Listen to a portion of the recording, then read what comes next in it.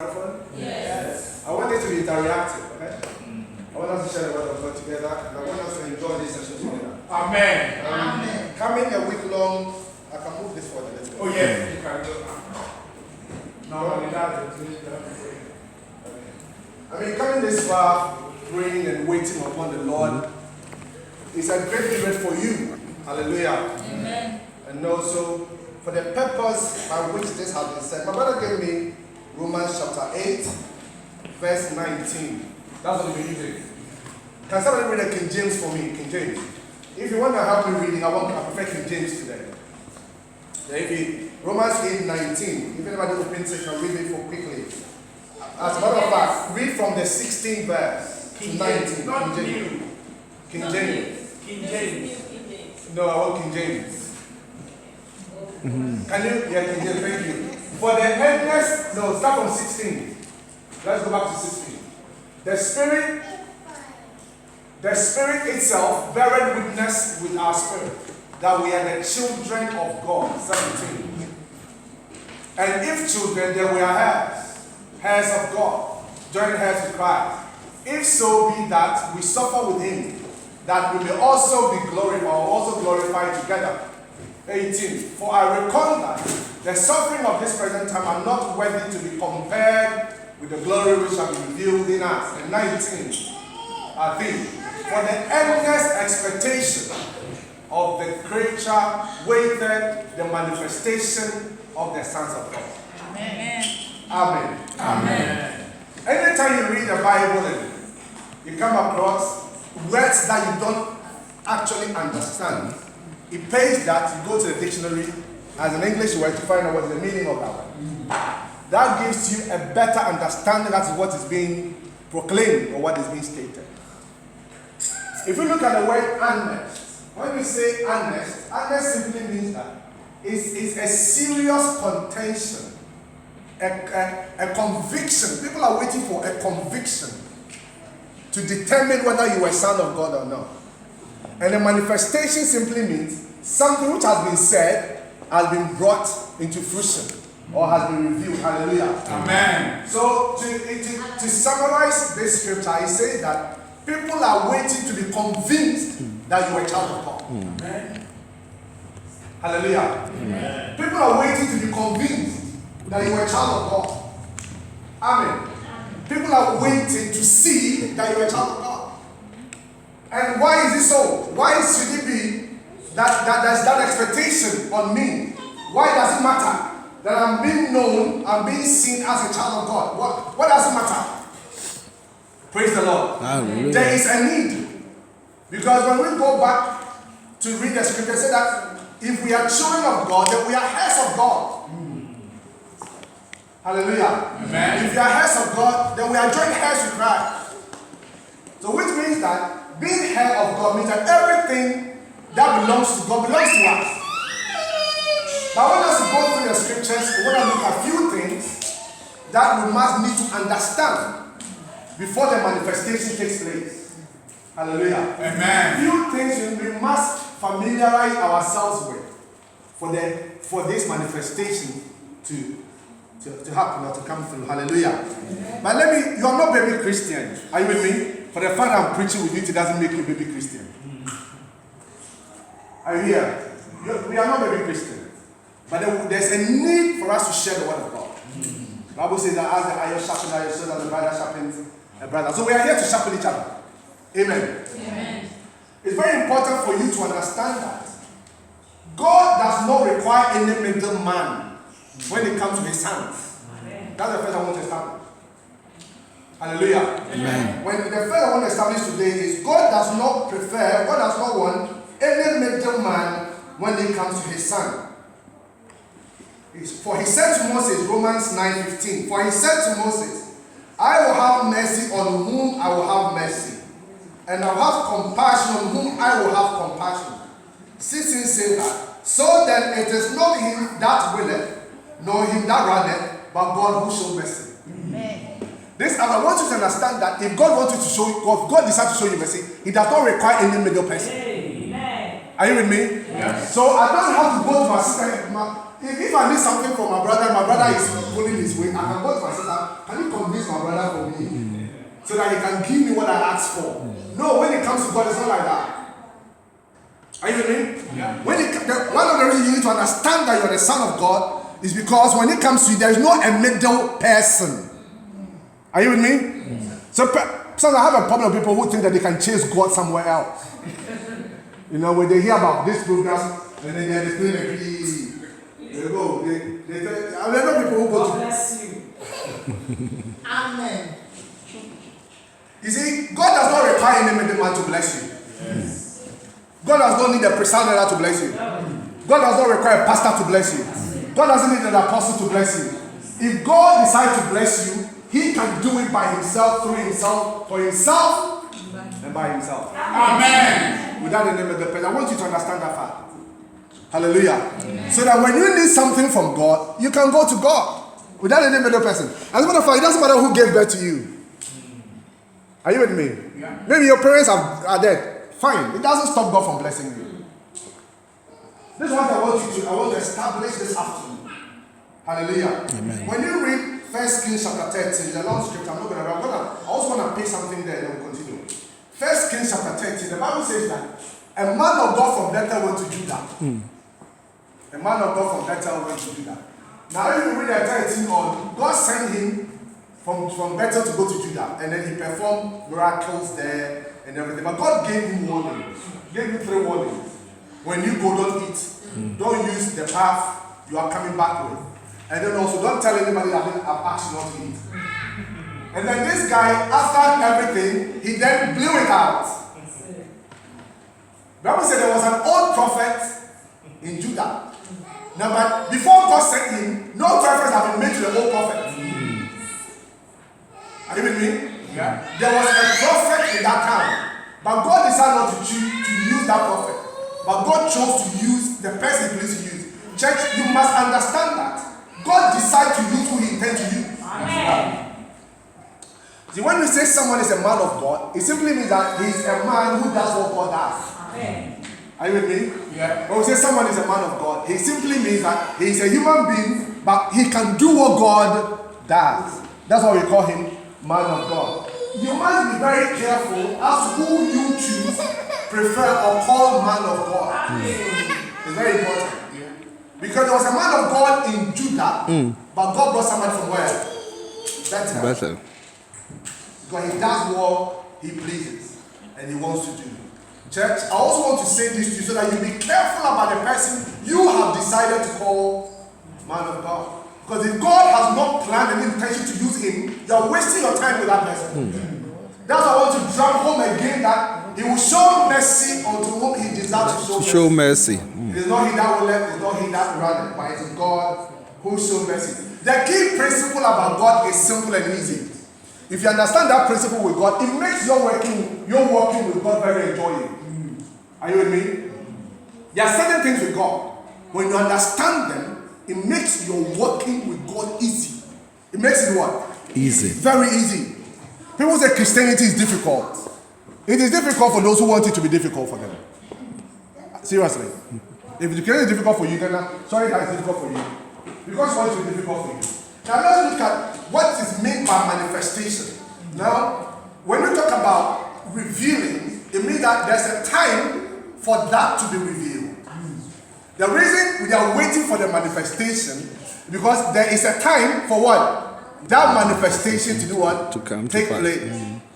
And when we are waiting for something to happen, 2 things could occur. It can happen and it cannot happen. Or it will happen and it will not happen. But this after I want us to go through why and when and how it should happen, because we are not interested in it not happening. Because if it doesn't happen, we don't have anything to benefit. But if it happens, then the glory goes to God. Amen.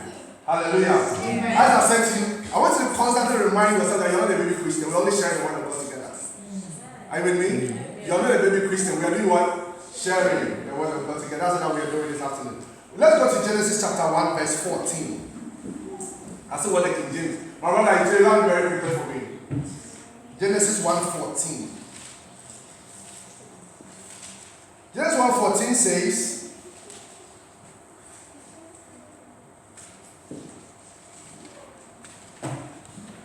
And God said, let there be light in the firmament of the heaven to divide the day from the night, and let them be signs for seasons and the days and years. Let's look at this carefully. And God said, let there be light in the firmament of the heaven to divide the day from the night, and let them be for signs and for seasons and for days and for what? Years. What are days and years? They are time. Are you with me? Hello. Days and years are for time. But God is saying that there has to be a sign and there has to be a season that confirms days and what? That. So simply means that God himself has said that there has to be a sign, there has to be a season to determine the time of manifestation. Amen. Are you with me? Yeah. There has to be what? Sign and what? Season to determine what? The time. That's what the Bible says. Without the signs, without the season, without the times, no, there won't be times. I want us to bear in mind that we're talking about the manifestation of the sons of God, the manifestation of the promise of God, the manifestation of the declarations of God. It requires signs and it requires seasons. Hallelujah. Amen. You see, when you read John chapter 16, when Jesus Christ was telling the disciples that I have to go, and if I do not go, the Holy Spirit will not what? Come. Now, Jesus is telling that I have a period that I have to work up to, and that period must end so that the next period should do what? Continue or start. So Jesus was talking about that. I have a season. My season will do what? Will end. My season must end before the season of the Holy Spirit, that's what? Begins. So he must tell you that God works with seasons. You must understand that. Hallelujah. Amen. The first I want us to establish today is that God does what? He works with seasons. Don't forget that. Hallelujah. Amen. Let's come to Ecclesiastes, very popular scripture, chapter 3. Ecclesiastes 3, 1. Young man, are you there? Ecclesiastes 3, 1. Ecclesiastes chapter 3, verse 1.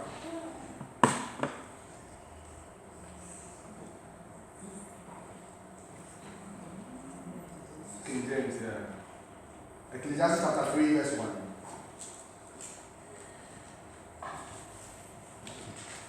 Are we there? Okay, Ecclesiastes chapter 3. Just one, yeah. To everything there is a season and a time to every purpose under the heaven. So read that louder for us. To everything there is a season and a time to every purpose under the heaven. Can we read after her? Okay, it's on the board now. Shall we read it together? To everything there is a season, And a time to every purpose under the heavens. Now, sometimes you could write everything and join those two words to become one word. Everything. But the reason these two words are being separated is to tell you that every and thing means that every single item on earth. The day you were born, the day you die, the day you get married, the day you have your first child, the day you get a job, the day you get your first salary, the day you buy your first car. The Bible says that to everything there is a season and a time to every purpose under heaven. Now this afternoon, what are you going to put there as everything? Is that your healing? Is that your breakthrough? What is it? Is that your marriage? What are you going to put there? What are you going to replace it with everything? Are you with me? What is it in your heart that this time you want to replace it with everything? Say to everything, to my marriage, to my childbearing, to my whatever you want to put there. The Bible says that there is a season. There's a period for that. And also there is a time for that. Hallelujah. Amen. Then what does it, how do we know then? Remember, we have read about signs for the season. So how do we know? And this is what I said, that if you know this, it makes Christianity easy for you. Hallelujah. Amen. If you know this, it makes Christianity easy for you. So when your friends are buying new cars, you will not be alarmed. Because you know that your time is coming. Hallelujah. I remember many few years back, I mean, you remember my fancy days when people were giving testimonies about things like that, oh, their papers have come and you remember that. and sometimes, you see, if you don't understand, when you begin to question God, why, how come? Why is it that mine is not here? But to every time there is a season. Amen. That's what I want you to understand this afternoon. Maybe you married, you're not having a child yet. I'm telling you that to every time there is a season. Amen. Maybe you're looking for a job, you haven't got a job yet. This is what I'm announcing to you that to every time there is a season. Amen. Is it what you need to discern, what you need to know is a season.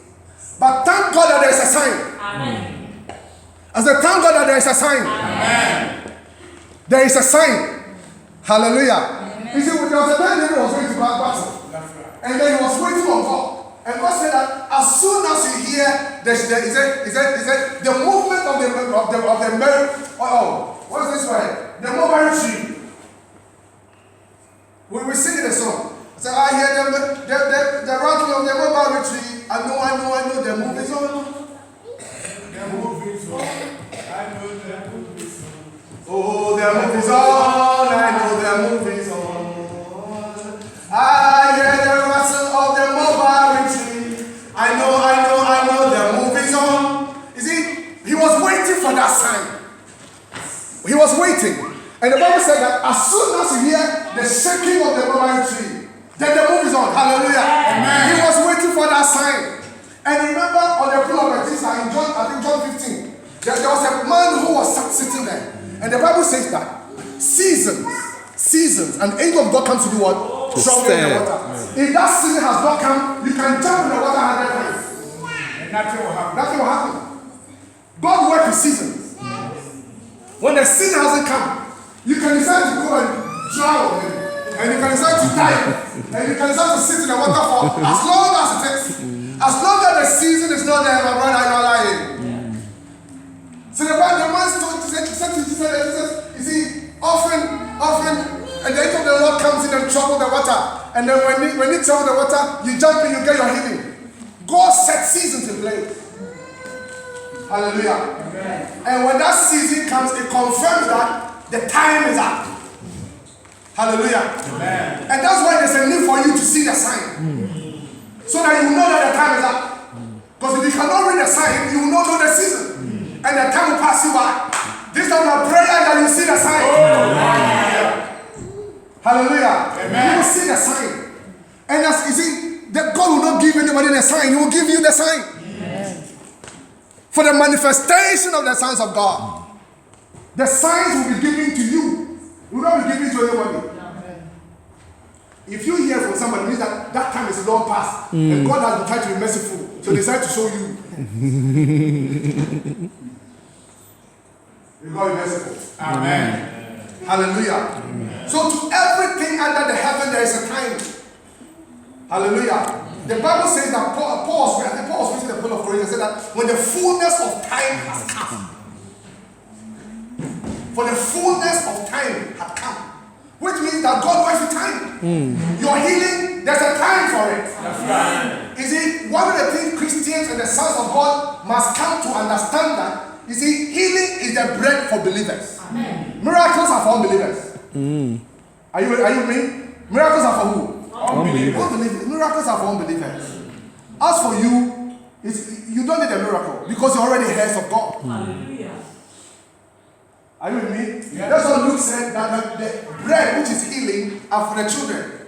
Now healing does not only come with sickness and disease, but anything that will cause your breakthrough, anything that has to raise you from a difficult situation to a less harder situation is healing. This is where you receive your healing. Amen. Every aspect of your life. Amen. Hallelujah. Amen. Every aspect of your life. We need healing. Each one of us need healing. Yes. And it is our bread. Yes. So we possess it. But there's a need for us to discern the time when it is ready. There was a time Abraham was talking to God and he said to God that I have no child. And Eliezer, my servant, will be a heir. And God said, no, don't say that. I will give you a child. And Sarah saw herself, and Sarah thought that I'm too old, so go and Hagar will help you. You see, that is what caused us our biggest downfall when it comes to God working with us. The season and the time has already been set in Genesis. Listen to me carefully. The season for God to work in your life, the time for God to work in your life, it was set where? Genesis. It is not today that Samina Kachi is speaking that God is going to set a season for you. The season and the time God has set was already set in where? Genesis, not today. No. I can tell you, the day God finished creation, He has finished everything. Are you with me? The day God finished creation, that day He finished creating everything, and everything was done. And from that day, nothing new has been done. What we do, we keep discovering things, but nothing new has been done. So on the day God said it's finished creation, everything has been created, including every single thing you need in this life. God finished everything, but there's a season for that manifestation. There's a season for that manifestation. And the honesty is that season is not written in anybody, but it's written in you. Amen. And the only person who stands between you and the manifestation is you. Amen. Thank you. You are the only person. If the season will come or not, it is you. Abraham did something, and I love Abraham. You see, the Bible said that he was sitting down and he saw 3 young men coming. And there was he hurried and met them. And then he prepared something for them to eat. To bring one of the fattest ram and I killed them and served them. And the Bible said that after they finished eating, Sarah said, "Where's your wife, Sarah? A year by now she's going to have a child." Listen, God has spoken that 25 years ago. It was 25 years ago when God said that you have your own child. And you have been waiting for 25 years for a child. Can you imagine? So God spoke, but there has to be a sign for that season. And Abraham caught that sign. You see, Abraham could have said that, oh, these people, before they were walking, they have already been eating. So bye-bye and gone. Abraham could have done that. Abraham could have just given them water to drink and go. Abraham was the man who was standing between the season and the manifestation. And that day, after feeding them and they were filled, said that a year by now, a time was set for the season. Hallelujah. Amen. A year by now, Sarah, your wife, have a son. That's why Sarah began to laugh. But the sign, Abraham saw the sign. Hallelujah. Amen. This afternoon, I want you to see the sign. Amen. Because when you see the sign, no one can convince you. The reason people can convince you and say things for you to believe because you haven't seen the sign. So when you don't see the sign, anything you hear, you believe. Everything you hear, you accept it. Hallelujah. Amen. If you haven't seen the sign, anybody can say anything for you to come and believe it. Sometimes people say I'm stubborn. I am stubborn. Because when I've seen the sign, you can't convince me. Unless I haven't. Even if I haven't, I won't take it from you. There was a time we were young then. Somebody came to and said to me that God says I should tell you something. I said to him, if God doesn't want to talk to me, I don't want to listen.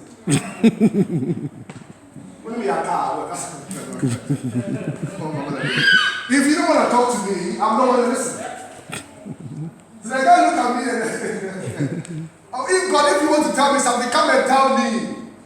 I'm prepared to do what? Listen. To listen, of course. And I have been strong on that leg from that day.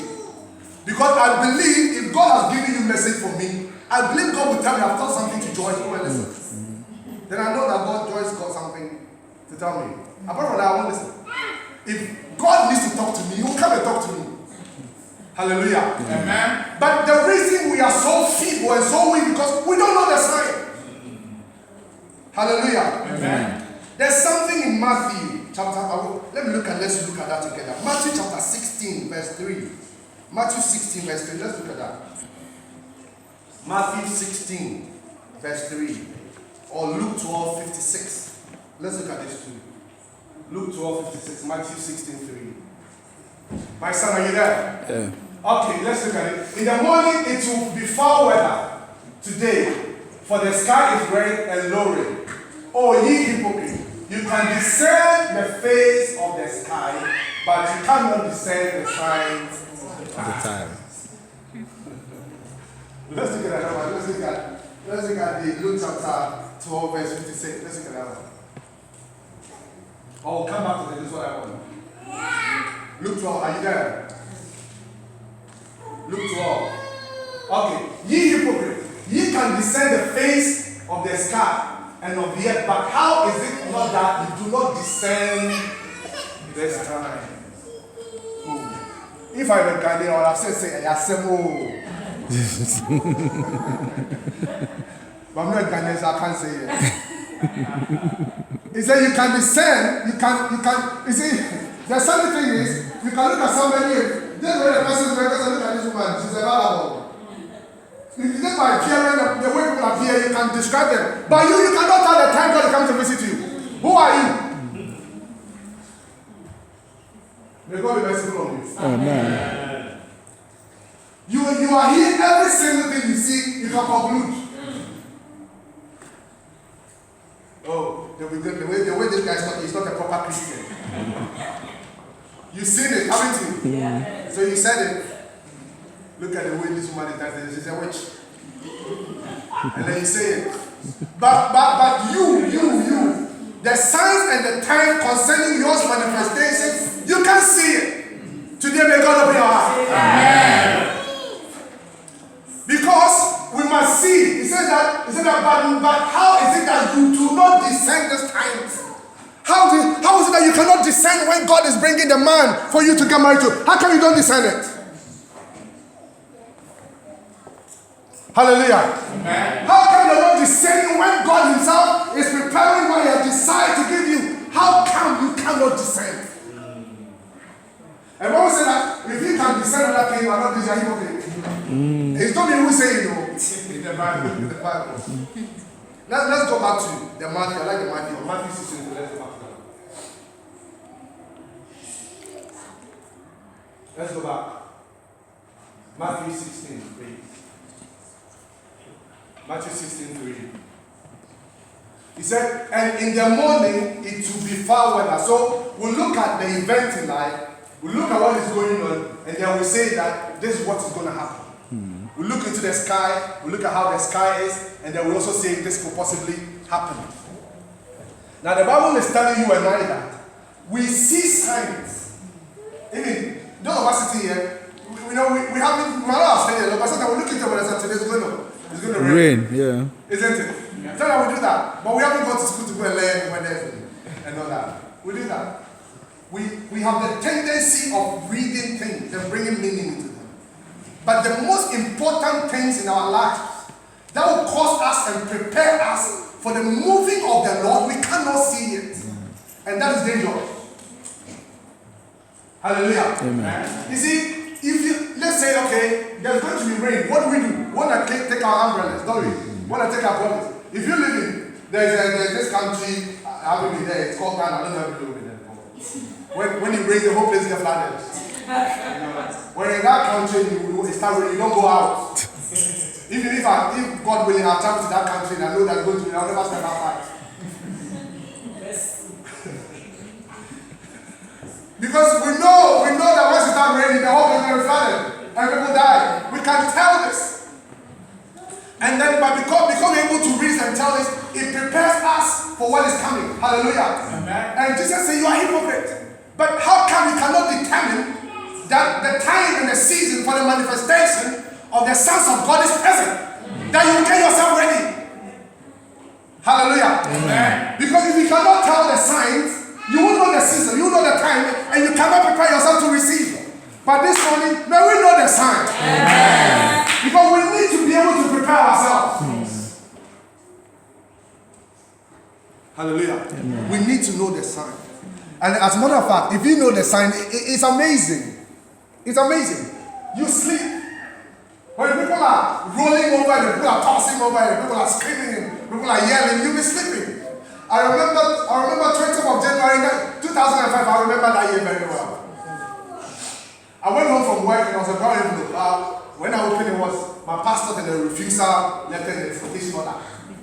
One person. Refusal, deportation, and my passport. And he said that you should leave this country within 2 weeks or you'll forcefully be removed. And then I wasn't giving any right of appeal. That is the fourth one. No right of appeal. Deportation order, my passport, and I must leave. Hey. The only thing I did that is to go down on my knees and I prayed. And God gave me Psalm 125. Verse 1 to 3. Psalm 1 to 3. Anybody can help me? Psalm 125. Verse 1 to 3. Say, oh Lord, unto thee I lift my soul. Psalm 125, 125. Psalms 125. Are you reading? Yeah, if you are Is it reading. 25 or 1 to 125, Psalms 125. Verse 1 to 3. They that trust in the Lord shall be as Mount Zion, which cannot be removed, but abideth forever. Yeah. As the mountains are round about Jerusalem, so the Lord is round about his people from henceforth, even forever.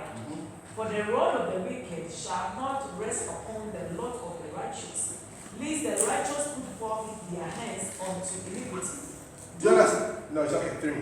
The place that reassured me is the third. For the rod of the wicked shall not rest upon the lot of the righteous, lest the righteous put forth their hands into iniquity. What the Bible says is that the struggle you are going through will not last forever. Amen. Lest you wrong God. The difficulty you are going through will not endure forever. Lest you sin against God. The challenges that present in life, you will not go through that challenge forever. Other than that, you sin. That is the sign that God will redeem you.